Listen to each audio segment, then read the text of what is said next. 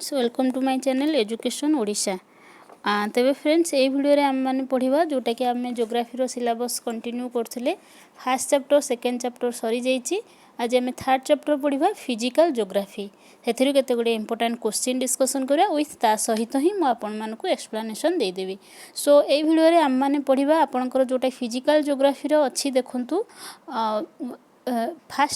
First beat रे अछि interior of the earth rocks and their types ଆଉ general relief of ocean floor आमे से दिटा विषय डिस्कशन करबा इंपोर्टेंट क्वेश्चन। तो चलंतु देखिबा फर्स्ट क्वेश्चन कोन रहिछि। Question number 1 igneous rocks are formed due to देखंतु igneous rock टा किपरि फॉर्म हुए cooling heating both A and B neither cooling nor heating. ता पूर्व आपण माने जानंतु igneous rock टा कोन। igneous rock टा होछि आपण मानकर कोन सॉलिडिफिकेशन ऑफ मोल्टेन मैग्मा आमर अर्थ इंटीरियर रे जो मैग्मा रहउची बेले बेले कौन सी कारण से मैग्मा टा ऊपर को पळे आसे। तो ऊपर को तबले आसे से कौन हुए तो धीरे धीरे सॉलिड हबो कारण धीरे धीरे ठंडा हबो सेटा सॉलिड हबो। तो सेही सॉलिड हेकरी जोटा कि आमे ओडिया रे को कहूचे आग्नेय शिला हैला। जो आग्नेय उद्गीकरण जो होथिवारु ता ना हैला आग्नेय शिला जोटा कि solidification of molten magma from the interior of the अर्थ हैला। तो से जो इग्नियस रॉक टा फॉर्म होची ताले से कहा द्वारा फॉर्म होबो ना ऑब्वियसली कूलिंग द्वारा ही फॉर्म होबो इग्नियस रॉक। से जो इग्नियस रॉक रहउची सेटा मध्ये आहुरी टू टाइप्स रहउची गोटे हैला इंट्रूसिव इग्नियस रॉक आ गोटे हैला एक्सट्रूसिव इग्नियस रॉक। इंट्रूसिव टा कोन ना जेतेबेले मैग्मा टा ऊपर को आसिला बेले बेले बीनीथ ऑफ द अर्थ रो तळे ही से ठंडा हो जाए। They are formed by the solidification of the magma beneath of the earth surface रो तळे ही सेटा ठंडा हो जाए सेटा हला इंट्रूसिव आ जोटा ऊपर को आसिकरी ठंडा हुए सेटा होची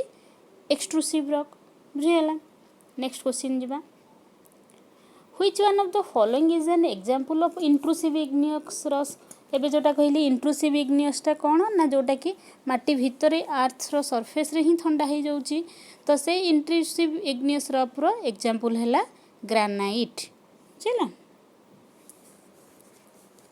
next question primary rocks are the result of primary rock टा हमर कहा द्वारा फॉर्म हुए sedimentation metamorphism solidification none of this कौन होबा answer is the solidification. Next question marble टा को प्रकार rock sedimentary rock an igneous rock metamorphic rock a plutonic rock. Marble टा आपण मानकर होची गोटे मेटामॉर्फिक रॉक बुझिला जोटा कि रूपांतरित शिला। मेटामॉर्फिक रॉक टा कोन ना बेले बेले कोन हुए ना रॉक गुडाक चेंज हो जाए due to great pressure intense temperature and the action of water और केमिकल एक्टिविटीज जो चेंज हो जाए डिफरेंट रॉक गोटे हो जाए ताको कहती metamorphic rock. Okay next question जिबा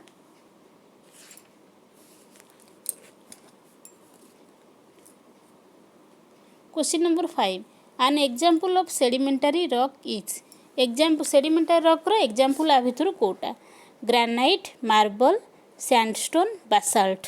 हमर सेडिमेंटरी रॉक रो हमर एग्जांपल हैला सैंडस्टोन। परवर्ती क्वेश्चन को जिबा क्वेश्चन नंबर 6 देखंतु the parent material provides dash within the soil. हमर जो पेरेंट मटेरियल सॉइल को के प्रोवाइड करे organic material inorganic material particle biological activities none of this. Parent material कौन प्रोवाइड करे that is the inorganic mineral particles provide कले parent material. Question number 7 the climate of region influence dash within the soil. गोटे region रो climate टा soil रो कौन influence करे organic material inorganic material biological activities none of this. Climate of the region गोटे माने बाहर रो परिवेशटा से कौन को हमर इन्फ्लुएंस करिवो ना बायोलॉजिकल एक्टिविटीज को इन्फ्लुएंस करिवो। गोटे रीजन रो क्लाइमेट टा से ऑब्वियसली बायोलॉजिकल एक्टिविटीज को इन्फ्लुएंस करिवो। क्वेश्चन नंबर 8 देखंतु the complete removal of soil cover is known as complete removal of soil गोटे माटी ऊपर जिते बड़े टॉप मोस्टा इरोड हो जाए ताको आमे कौन कहे gulling sheet erosion wind none of this soil रो कभरटा जेतबेले पूरा रिमूव हो जाए ताको आमे कोन कहबा ना इरोजन सीट इरोजन ताको आमे कहबा dash is the best suited method of the soil conservation in the desert outskirt एटा सहज क्वेश्चन सॉइल कंजर्वेशन करिवार हमरो सबटु बेस्ट मेथड कोन एटा समस्त जानिछंती strip farming afforestation bonding and none of this that is the afforestation करिवा द्वारा आमे जते अधिक अधिक फॉरेस्टेशन करिवा एफोरेस्टेशन करिवा हमरो सॉइल कंजर्वेशन हे परिबो next question sheet erosion is mostly caused by sheet erosion कौन आम जानिले जोटा कि जिते टॉप मोस्ट लेयरटा सॉइल रो रिमूव हो जाउची ताको आमे कहूचे सीट इरोजन तो सीट इरोजनटा मुख्यतः कौथिपाई होउची floods rain deforestation none of this कौन होउची ना मुख्यतः फ्लड हेले सीट इरोजन हो जाए next question the boundary between the continental shelf and ocean floor is always marked by आमरो कॉन्टिनेंटल शेल्फ और ओशन फ्लोर रो जोटा बाउंडरी थाए ताको से बाउंडरी पॉइंट टाको कौन कहती कॉन्टिनेंटल स्लोप कहती कि आबासल प्लेन कहती कि ट्रेंच कहती कि सी माउंटेन कहती से जो थाए बाउंडरीटा ताको कौन कहती ना आपण मानकर कॉन्टिनेंटल स्लोप कहती से विषय में आउट कही दूचे आपण मानकर कौन सेटा देखंतु हमर कौन होई थाए ना सी फ्लोर रो हम एतले धीरे धीरे जाउचे फास्ट कौन आसीबो ना कॉन्टिनेंटल सेल्फ ये लिखाई फास्टा हूँ सेल्फ जोटा प्रथम आसे तापर धीरे धीरे जो स्लोप पॉइंट आसे that is the continental slope पॉइंटा जोटा आसूची तापर धीरे धीरे आमर किछि राइज पॉइंट आसे that is the continental rise okay then last को आसीबो आपण मानकर आबासल प्लेन ओके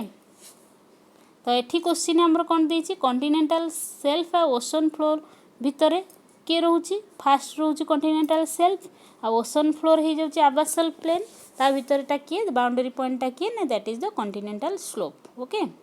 क्वेश्चन नंबर 12 देखो the best fishing ground in the world are located in आमर फिशिंग ग्राउंड गुड़ाक कौन रही जाए कॉन्टिनेंटल शेल्फ रे रुहे कि आबासल प्लेन रे रुहे कि सबमेराइन ट्रेंच रे हुए कि ओशन डीप रे हुए ना फिशिंग पॉइंट आपण मानकर रही जाए कॉन्टिनेंटल शेल्फ रे फास्ट रे जोटा अच्छी सेठी ही आमर मेराइन एक्टिविटीज गुड़ाक सेठी रोचे क्वेश्चन नंबर 13 देखो which one of the following statement is true आ भितर को स्टेटमेंट आपण मानकर ट्रू रोचे तो देखंतु मु ठीकटा जोटा आपण कहि दोची ऑप्शन नंबर डी हैला आपणकर ठीक ऑलवेज टेम्परेचर डिक्रीजेस एंड जेतेबेले टेम्परेचर डिक्रीज होची सैलिनिटी बढ़ुची आउ डेंसिटी इनक्रीज होची that is the important point जो टेम्परेचर बढ़ुची टेम्परेचर डिक्रीज होची सेठी सैलिनिटी इनक्रीज होची तापरे डेंसिटी इनक्रीज होची question number 14 the source of most waves on the sea surface dash आमर जोटा कि समुद्र रे जोटा जो तरंग आसूची तरंगटा सी सरफेस रे वेवटा केमिति आसूची wind tide earthquake density difference आमर मुख्यतः विंड द्वारा ही वेव क्रिएट होता है जितेबाला समुद्रटा गोटे विराट एरिया जितेबाला धीरे पवन होची तो पवन कौन हम आमर ऊपर लेयर पानी सहित घर्षण करिवो जहाँफल कि से पानी गुड़ा को से टाणिकी आने सेटा ही आपण मैंने वेव आकार रे समुद्र कूल ठिया होगी देखती next question the length of time for one crest of the wave follow the another crest part is called the wave भितर जो टाइमटा रोचे ताको कौन कहते height length period frequency that is the पीरियडटा कौन ना गोटे वेव आसिले आउ गोटे वेव आसवा पर्यंत जो टाइमटा रोचे that is the period next question the time between a high tide and a low tide और लो टाइड भितर जो टाइमटा रोचे से केते समय गोटे जोटा कि उच्च जुआर और लघु जुआर जोटा हुए दीटा टाइप हुए टाइड तो सहीटा दीटा टाइड भितर टाइम डिफरेंसटा केते 6 hour 13 minute 12 hour 24 hour 24 hour 15 minute that is the 12 hour 30 minute 6 घंटा रे हाई जोटा कि हाई टाइड और लो टाइड भितर time difference next question the warm current which flows off east coast of south east Africa is called एटा मन रखिबार question आमर जोटा कि east coast of south Africa रे को करेंट देखा जाए Benguela current Mozambique current Canary current west wind drift that is the Mozambique current. Question number 18 an area where temperature rapidly changes with the depth known as जोठी temperature change हो जाए आमर धीरे धीरे डेप्थ अनुसार ताको कौन कहती thermocline pycnocline halocline isocline that is the thermocline temperature rapidly change हुए डेप्थ सहित। Insolation insolation comes to the earth surface in जोटा इनकमिंग सोलार रेडिएशन जोटा इनसोलेशन कौचे सी अर्थ सरफेस को कौन आसे short wave long wave both of them none of them that is the short wave. Next question atmosphere atmosphere is heated by atmosphere केमिति heat होची insolation heat radiation from the earth both of them none of these that is the heat radiation from the earth। even after the sunset the air near the earth surface continue to receive heat by देखो बेले बेले sunset पर आर्थटा जो आमर सरफेसटा hit receive करे सी काहाठू receive करे ना that is the terrestrial radiation रु ही आर्थर एयरटा एटमॉस्फेयर रिसीव करे। Next question terrestrial radiation is the amount of heat radiated by the से जो टेरिस्टेरियल रेडिएशनटा कौन ना amount of heat radiated by the आर्थटा आमर जोटा कि सी जो इन सोलार रेडिएशन गुड़ाक आर्थ दिन में रिसीव करता सूर्यास्त पर कौन हुए से हीटा आर्थ धीरे धीरे ता निजठू से रेडिएट करे जहाँफल कि सूर्यास्त पर किसी समय आमर एटमॉस्फेयरटा गरम रुहे हीटटा रुहे ताको कहते terrestrial radiation. Next question number 23 Quito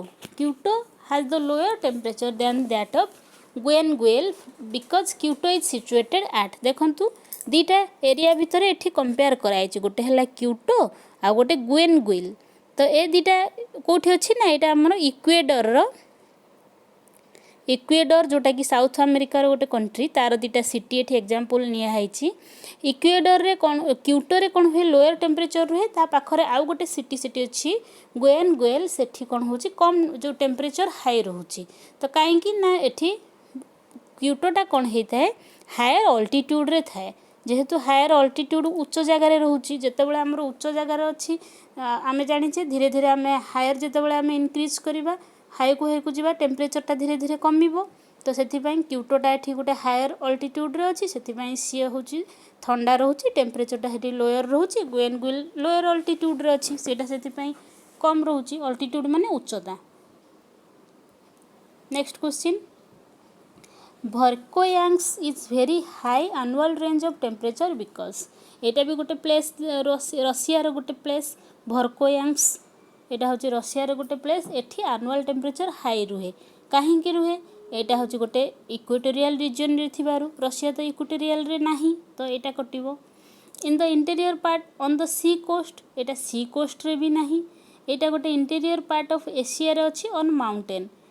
रे रहिले तो एनुअल टेम्परेचर हाई हेबनी कमिबो कहीं आम जाने जिते ऊपर को जाइबा आम धीरे धीरे टेम्परेचर कमिबो एटा गोटे interior part of the Asia landmass रे इंटीरियर पार्ट रे थिबारु एठी टेम्परेचर सब बेले हाई रोचे। Next question number 25 temperature decreases with the increase in temperature एबे ही कहितले एटा टेम्परेचर जेतेबेले हमरो डिक्रीज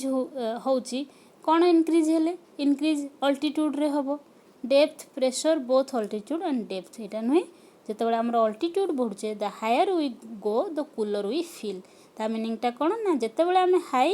अल्टीट्यूड को जीवा धीरे धीरे आम टेम्परेचर कमी कमी जीव केते कमिबो आमर गोटे अच्छी 165 मीटर हायर को गले 1 डिग्री कमे ताको कहते नॉर्मल लैप्स रेट ओके।